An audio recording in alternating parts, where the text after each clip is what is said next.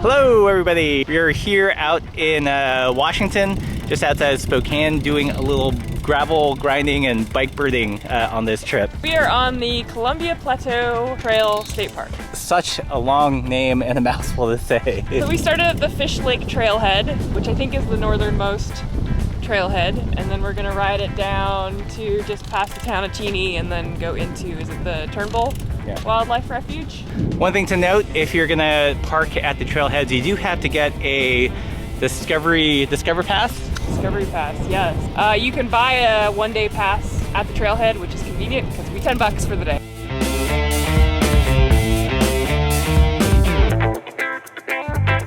So the kind of topography that we're going to be riding through is known as the channeled scablands, which were formed many millennia ago during the Missoula floods. Sound like I know what I'm talking about? There happens to be a very nice kiosk here that talks about the floods coming through. Cataclysmic floods 28,000 to 13,000 years ago. One of the reasons we wanted to pedal out here is because we're actually going to be biking towards a wildlife refuge, which I learned through our Discord server is an awesome place to do some birding as well as a little gravel grinding, so that's the plan for today. Just a quick look at our bike birding setup. I've got some knocks here that I attached a clip to for super quick access. And what are you packing?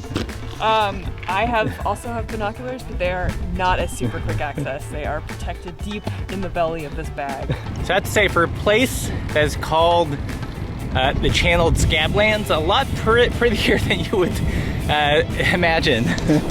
Yeah, they really should have come up with a better name. You know, there's kind of these pocket lakes and rough terrain, but I wouldn't call it a scab necessarily. So we're riding through a little bit of a gorge here. I imagine they blew this away to make way for the train. There's water on either side. Very Edenic. Not what the name Scablands would suggest. How would you describe it? Pretty. Very peaceful right here. Yeah. So birding, you can do both visually as well as ear birding. If you can figure out how to recognize all their miscellaneous calls. Yeah.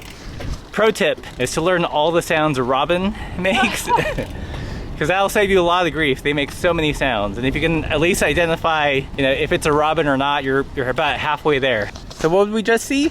We saw some quail. It's funny because you could hear gobs of birds making their way through the tall grass here. And there's that, whatever that was. They're new birds, Russ. So I know what you're thinking, why birding? I'm gonna have Laura answer that question.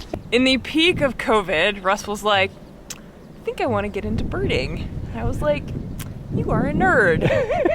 Turns out it's actually kind of fun. For me, it's kind of like a giant puzzle, kind of like on this like hunt.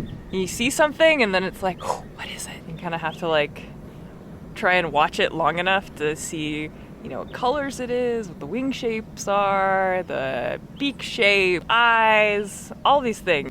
Strangely complicated. And in that complicated is kind of fun, because it's like a giant puzzle. A very fast game of hide and seek with the birds. So we were just biking and I flushed out some kind of small mammal. I couldn't tell what it was. It was about the size of a raccoon, but not a raccoon. Somewhere in the bushes. For a trail that's so pretty, you'd think it would get more press, but I think it's, I don't know if it's like undiscovered or just a locals thing, but I mean, we've been riding through this pretty lush gorge this whole time. What do you see? I don't know.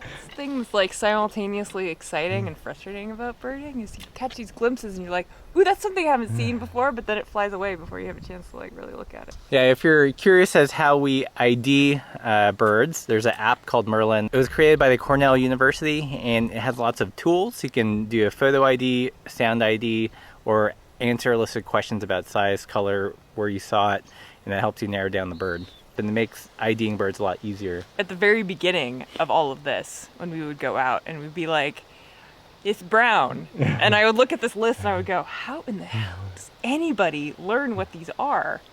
And now a year later, it's like, oh, hey, sparrow, finch. At the beginning, I was like, this is hard. Red-headed yellow thing. Yes. Is it the ruby crown kinglet? No, it's the bigger one. It's like robin size. Oh, Bullock's oriole? Is it like yellow and orange? Yellow belly, orange head. Oh, Western tanager. That's the one. Nice. Yeah, it's still that time of year where you'll see young versions of the adult, I guess, young birds would be young versions of the adult birds. Very true. They're really funny though, because they, like when they're super young, they just have this look of like being super dazed and like, what is this life thing, that what am I doing? And they just look really confused, and it's really adorable. I can relate to that feeling. Looks like the paved trail is making way to the grab. You ready for some gravel grinding?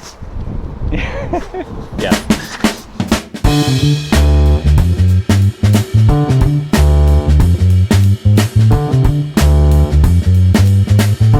So there's a bird on the wire, roughly robin shaped or robin size, black and white predominant colors, white underbelly, and it's a eastern kingbird. I confirm. I confirm your diagnosis, sir. Cool. We're not even to the gravel road part. Yeah, we're not in the wildlife refuge yet, so imagine how slow we're gonna move once we get there. Yeah. Silence will maximize wildlife viewing opportunities. So shut the hell up.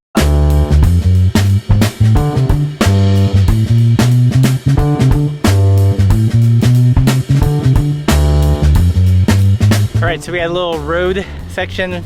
Not too bad, about 3 miles, low traffic volume, halfway decent shoulder, but now we just turned into the Turnbull Wildlife Refuge proper. You may be lucky enough to spot moose. That's what they say everywhere. It says you may be lucky enough to spot moose and elk calves or young waterfowl broods, American white pelicans, and a variety of migratory songbirds, including willow flycatchers and Bullock's orioles, spend the summer here too. So I think what we're going to do here is we're going to follow a 5.5 mile auto tour route. One way, some facilities and some opportunities to view the outdoors.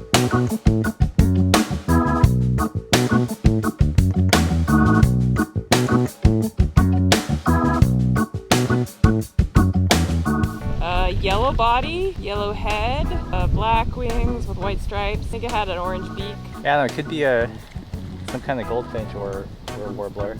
What is it? American goldfinch. All right, goldfinch. It needs a better name than auto tour route, you know? It really does. You know the best part? What's that? We seem to have it all to ourselves.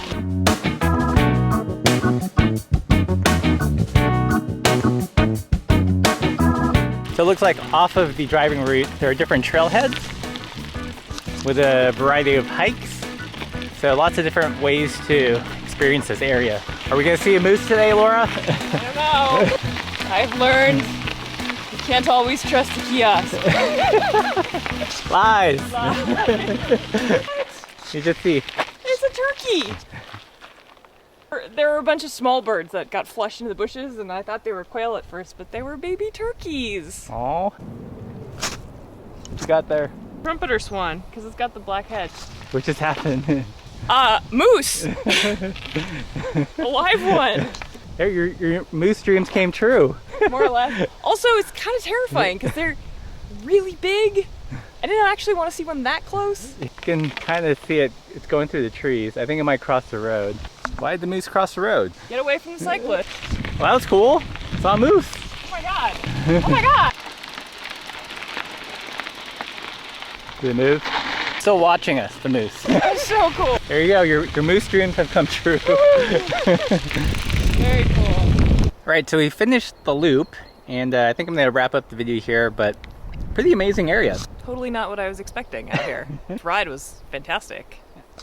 Yeah, for a place called the Scablands, very scenic, lots of wildlife. What do we see here? Quail, A wild turkey. American goldfinch, eastern kingbird, turkey vulture, 2 woodpeckers. You spotted the swans, western tanager, and robins.